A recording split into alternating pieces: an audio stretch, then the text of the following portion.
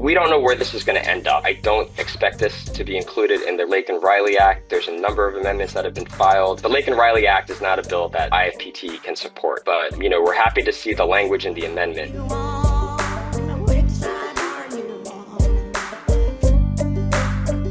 There has been a big controversy, particularly on the right. Of course, there have been people intervening on the left and from the labor movement about this controversy. That's about the H1B visa program. Bernie Sanders, like I said during last week in Southern Labor, gave a big speech about the issue on the floor of the Senate last week. I clipped about a minute of the speech that I thought was really good. Let's play this before we go to our guests, just to kind of set the stage.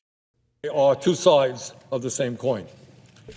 Madam President, if there is truly a major shortage of skilled tech workers in this country, as Elon Musk and others have argued, why did Tesla lay off over 7,500 American workers last year, including many software developers and engineers at its factory in Austin, Texas, while at the same time applying to hire thousands of H1B guest workers?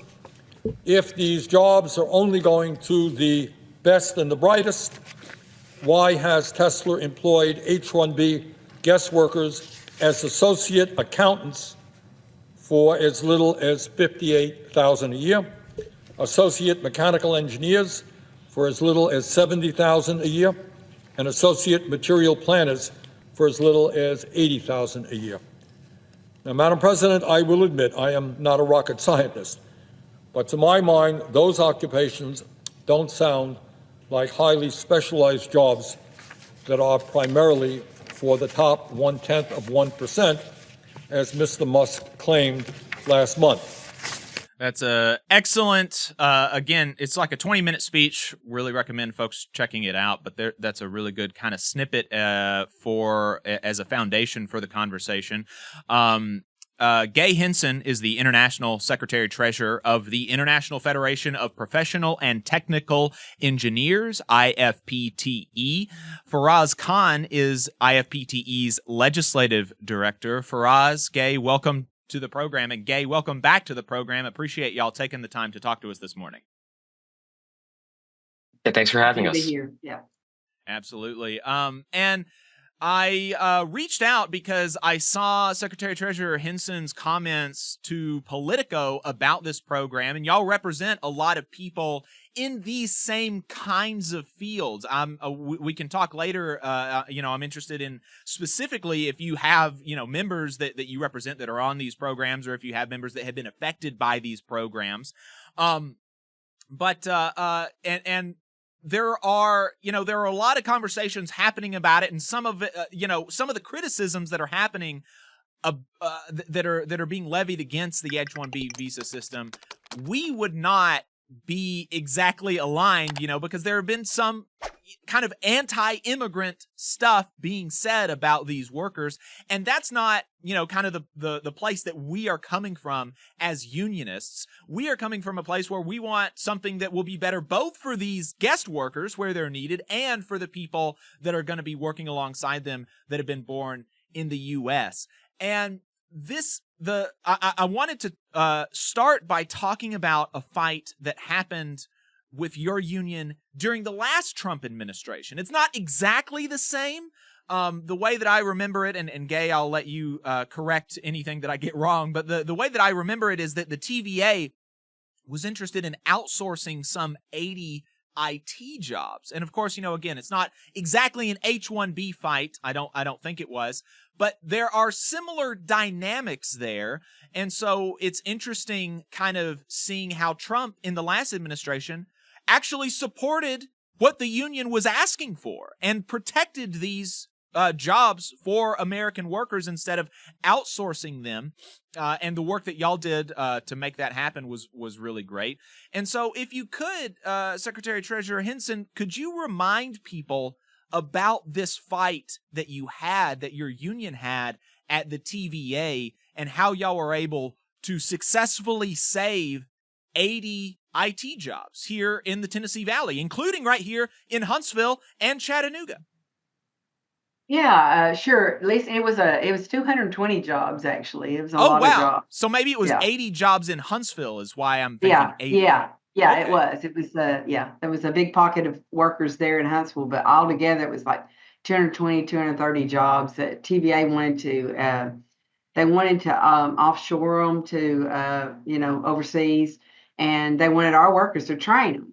So we were like, no, that's not right. We raised a bunch of fuss about it, and eventually we did meet with Trump, who was on our side about it, said that we American jobs need to belong to American workers, and we let him know, and we've always said kind of what you were talking about a minute ago, Jacob. We've always said that we're not anti foreign worker. We're pro immigrant and house workers here in the United States, but we feel like American. There's some reform that needs to happen. But back to the TVA, they saw the light on this with some help from President Donald Trump, and I don't think that would happen again there. And I mean, I actually think that Donald Trump would weigh in the same way about it at TVA. That's why I think that Mm-hmm. some of this that I'm hearing in the news about these, billionaire and tech worker folks trying to come in and uh, expand the amount of, uh, of foreign workers we bring in, immigrant workers that we bring in, and replace American workers. But what we're thinking is that TVA is, like I said, seen the light on that. I don't think that they know we'd still be here ready to scream and holler Mm-hmm. about it if they decide to do that again. So I think we're in good shape there, but we do think there's room for lots of reform in this area. Right, right. And it's an interesting dynamic there that I do think, particularly with the federal government, that these folks would have a much harder time implementing these kind of exploitative programs for federal jobs. But it's an interesting dynamic there that Trump has actually in the past, at least in this instance, been supportive of the union demands in these kinds of instances. While it seems like, at least for now, on the H1B question, these billionaire, tech oligarchs like the Elon Musk and the Vivek Ramaswamis seem to have his ear on this question of the H1B program. And so, as IFPTE sees it, and maybe Faraz Khan, you would be you'd be good to answer this. What are some of the problems that your union sees with the program as it currently exists? Yeah, so that is really the right place to start when thinking about what this program is and what this program isn't. The intention here with this, and really to take a step back, the problem with the H-1B program is deeply structural. It is really the design of the program. Um, so the intent of the H-1B visa was to allow employers in the U.S. to recruit for hard to fill jobs, professional occupations where there was no ability to recruit in the U.S. Domestic labor market for those jobs. That's not the way that the program has been designed to work. That's certainly not the way it's worked, and the deep flaws in that design have really sort of allowed corporations, employers, and whole industry groups to basically create really deeply exploitive uh, recruitment models, and even a whole industry is cropped up around the H-1B visa that offshores U.S. jobs, U.S. IT jobs all over the world. It's So, when we're really talking about reforming the H-1B visa and meeting its original purpose, there's a purpose there. It does make sense. But the program itself, this visa program, has never been aligned with the original intent and purpose. And that has a lot to do with the fact that, um, we have policies that are determined sometimes by powerful corporate interests, and this is easily one of those examples, unfortunately. But the real problems that we see with the H-1B visa program, to get back to your question, it's the fact that you have employers able to recruit or petition for H-1B workers that are coming over from other countries without adequately recruiting in the U.S., without adequately determining that there is in fact a need or having that need verified. And then you have a process that brings those workers over here at wages, and there's 4 wage skill levels in the H-1B visa program. Level 1 wages are about 17% of the local prevailing wage, and level 2 wages, I believe, are something around 37%. The vast majority of H-1B workers that are in the U.S. are working at wage 1 or wage 2. It's about 60% that are at wage 1 and wage 2, or level 1, level 2 wages. So we basically have H-1B workers that are coming here for supposedly hard to fill jobs in the U.S. that are making below prevailing wages. It doesn't really make any sense. If these are hard to fill jobs, wouldn't the labor market be providing higher wages to try to recruit domestically? And wouldn't we want people to sort of have that incentive to want to pursue those careers with wages? So there's like deep design flaws that really overlook how workers would view these jobs. What ends up happening really is the fact that you have a program that undercuts and lowers labor standards, not just wages, but also a deeply fundamental labor standard of labor mobility. Workers that come over on the H-1B visa program have their immigration status tied to their employer. The law right now gives H-1B workers 60 days to find another job if they want to, but they have to find another job at a H-1B employer. It's not a lot of time, and that coercive control, can be just as bad, if not worse, than paying H-1B workers lower wages. I mean, in some instances, you'll have H-1B workers that aren't paid lower wages than their U.S. counterparts, but that coercive control, that captive labor element to the H-1B program really cannot be underscored. And then, Senator Sanders' point is exactly right. The fact that you have H-1B or you have tech workers being laid off has nothing to do with those same employers that are laying off their U.S. workforce. Has nothing to do with the fact that they turn right around and they file petitions to bring H-1B workers into the U.S. And one last thing I'll just say about the flaws, just as an example of the flaw in the design. When employers are petitioning for H-1B workers, there's a capped portion of the program. There's about 130 H-1B visas issued every year. 85,000 of those 130,000 H-1B visas are in the capped portion of the program. The remainder go to nonprofits and academia and universities and government entities. But the 85,000 H-1B visas are allocated by lottery. It is a random lottery. So that design element, it basically creates an incentive for large employers that are willing to spend to flood the petition process, right?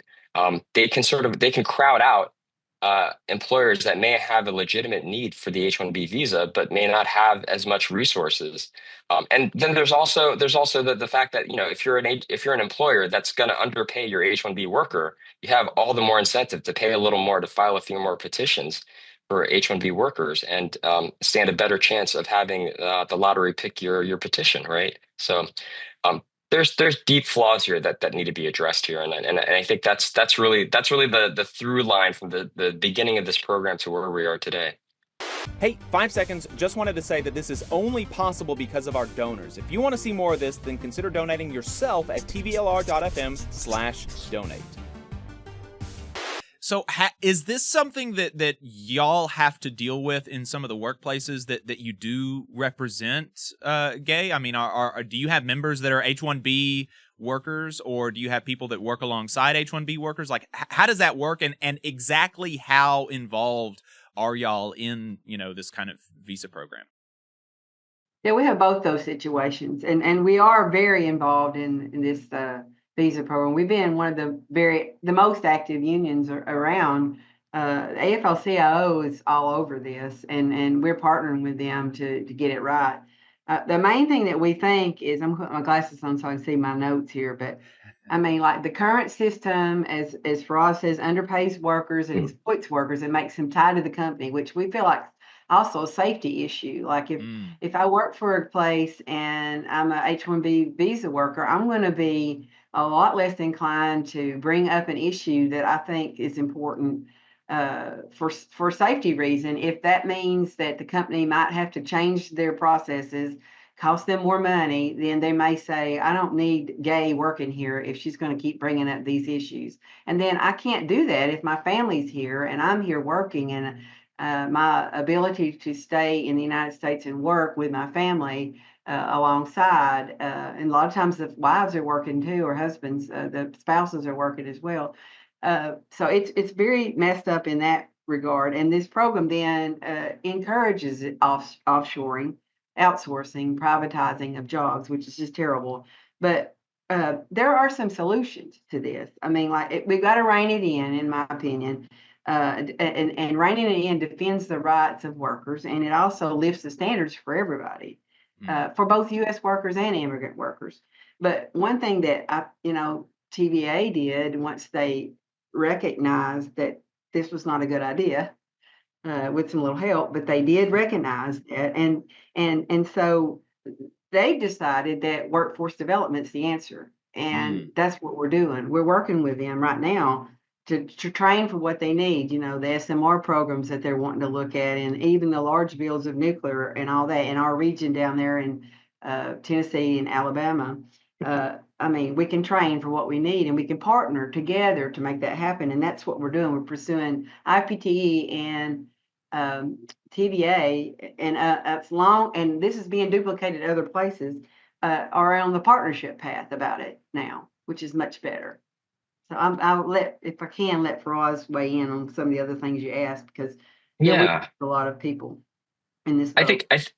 Yeah, I think Gay covered a lot of ground there. Really, I think the only thing I'll add is the one impact that the ongoing use of the H-1B visa program, and it's really a cumulative effect across the over 30 years that this visa has been around for, is that it does have an impact on the labor market and job quality in the industries where you see an over reliance of the H-1B visas. Certainly the IT industry in the U.S. And Gay mentioned this offshore outsourcing model, and within the IT industry and within the H-1B visa program, you see this massive reliance on the H-1B visa by these tech companies that are based overseas. They bring H-1B workers into, and this is one of those things that we were seeing also at TVA. The outsourcing firms at TVA back in 2020, when we started to see H-1B workers being trained by our members there. Our thoughts immediately went to, is this not just outsourcing to non-government companies, and is this something else? Is this also offshoring some of that work? What the offshore outsourcing model really is it's a way for H-1B workers to transfer knowledge and move that overseas, move a lot of the back end work in IT to other countries, other low wage countries. Simply put, if you have two labor standards, you don't have a standard. And it's, we do hear sometimes from our members about their kids wanting to follow in their footsteps in engineering fields or in information technology fields, and having a harder time finding jobs. It creates a softness and a weakness in the labor market, and I think it's it's advantageous for employers in sort of like the larger picture. So Mm. it's there's again every few years it'll come back into the headlines that Right. that American workers, and that means workers that are first and second generation immigrants that are here too. It means it is the broad swath of workers in the U.S. have issues with the H-1B visa and their experience with it. And so, Con, what kind of reforms would IFPTE like to see? Are there some specific points of reform that y'all are pushing? I know that when I talked to y'all earlier this week, you mentioned that Bernie Sanders had a couple of amendments that he was trying to push through on the Laken Riley Act to the H-1B visa program. So what amendments were those? To what extent did IFPTE support them? And have they been tacked on to this bill that looks like it's going to pass? Yeah, so let me start by saying that we've endorsed a bipartisan bill for a long while, as has the AFL-CIO, called the H-1B and L-1 Visa Reform Act. This is sometimes called the Durbin-Grassley bill. It is a bipartisan compromise, so it is not a bill where labor gets everything it wants. But the idea is that if we are able to move something like, I don't know, immigration reform in one of these Congresses, I would, I think there's good reasons to want to see that, but I think we're getting further away from it. Mm. The Durbin-Grassley bill would be a way to move some reforms, but it's not everything we'd want to see. One of the things the Durbin-Grassley bill does is it changes the way the H-1B visas are allocated. So you get away from the lottery, and it's allocated rather according to higher degree levels, and then wages. And it also gets rid of larger outsourcing firms and their use of the H-1B visa. It includes a 50-50 rule where if any employer that has more than 50 employees can't have more than 50% H-1B uh, visa employees. So it cuts off to some extent that model. It also increases, the requirements for attestations on wages and recruitments. Tightens up some of the regulatory things through legislation. That could be done through executive decisions, or executive orders, but have not been. But again, that doesn't get us all the way there. Mm. What Senator Sanders put forward, and we were happy to talk to their office. They've been communicative with us, and we're happy to work with them. But what he's put forward this past week was an amendment that focuses pretty specifically on a couple of things. One, and these are labor priorities too, right? Because again, lifting the standards for H-1B workers lifts standards for all workers. One of the things it does is it increases the amount of time that H-1B workers have to find a new job. It's from 60 days to 120 days. Mm. It gives those workers a little more time in the labor market. And sometimes that's like the most important thing, right? Like that's, Right.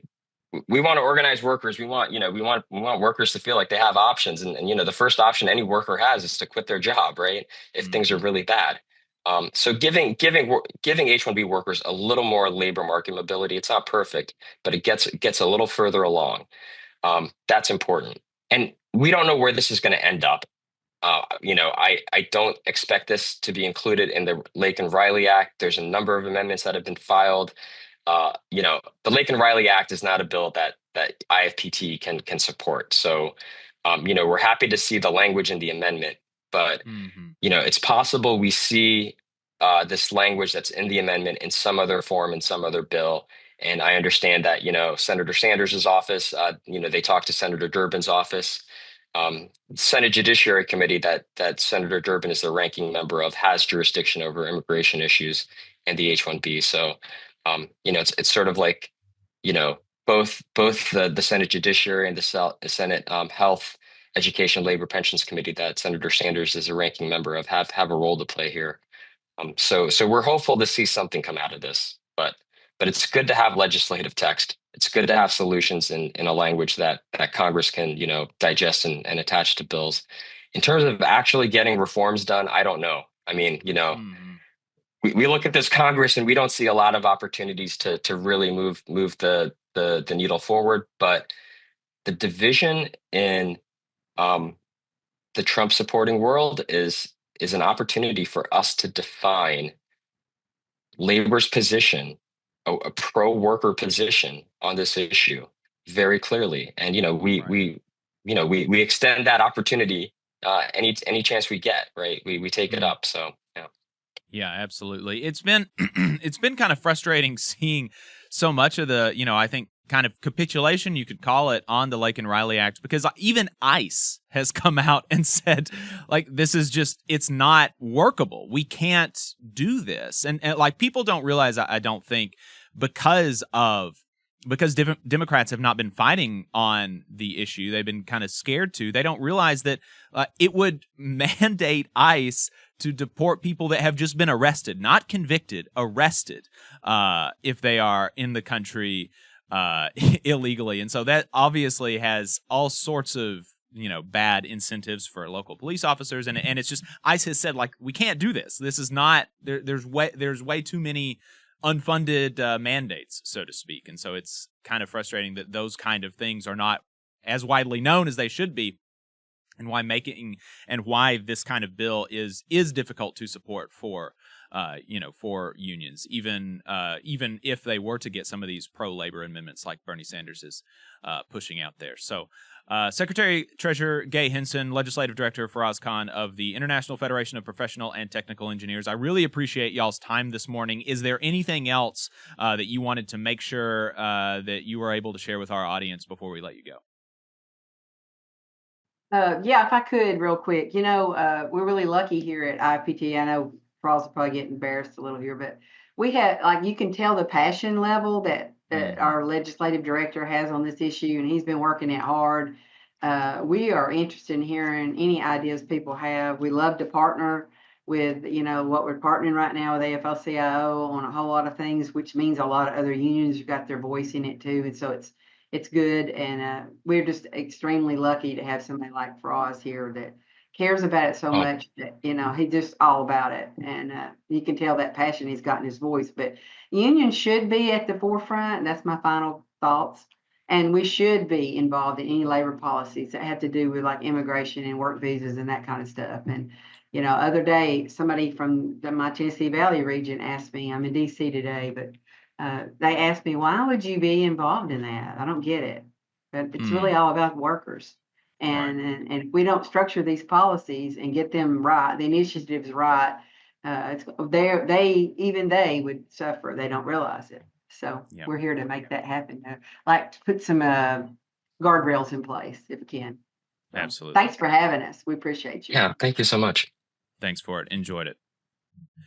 All right, folks. Like I said, Faraz Khan, Legislative Director for the International Federation of Professional and Technical Engineers, IFPTE, International Secretary Treasurer Gay Henson, have been talking to us about the H1B visa program and reforms they would like to see to it. So we'll see. New administration is sworn in on Monday, so we'll see what happens. We'll be following it closely, of course. One more thing before we bring on Jeff. I wanted to issue a small correction to some of IFPTE's interview. The legislative director, Faraz Khan, sent me an email asking that I include this correction. He said that the amendment that Bernie Sanders put forward to the Laken Riley Act does not change the random allocation lottery to highest wages first, nor does it have self-petitioning for the green card. The legislative text to allow H1B workers to self-petition will take a bit more time to develop, and IFPTE is interested in pursuing that legislation. And so what Bernie's amendment to the Laken Riley Act does is 4 things. It raises the prevailing wage requirement in the law to the, quote, real median wage, which gets closer to aligning H-1B worker pay with what workers already in the U.S. are earning. It gives H-1B workers 120 days to find new employment at an H-1B employer, doubling the current 60-day window. He said that. It prohibits an employer that has filed a WARN layoff notice in the past year from having their H-1B petition approved.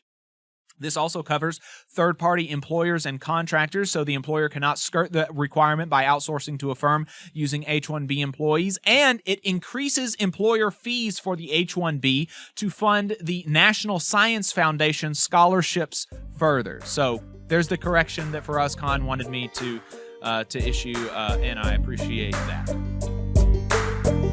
You just saw a clip from the Valley Labor Report. We are live every Saturday morning from 9:30 a.m. till 12:30 p.m. And we pride ourselves on keeping all of our content free to everybody so that we can talk to as many working folks as possible. If you support the work that we're doing, you think that it's important, you think that it's good, then consider making a monthly contribution to the project, and you can do that on our website, tvlr.fm.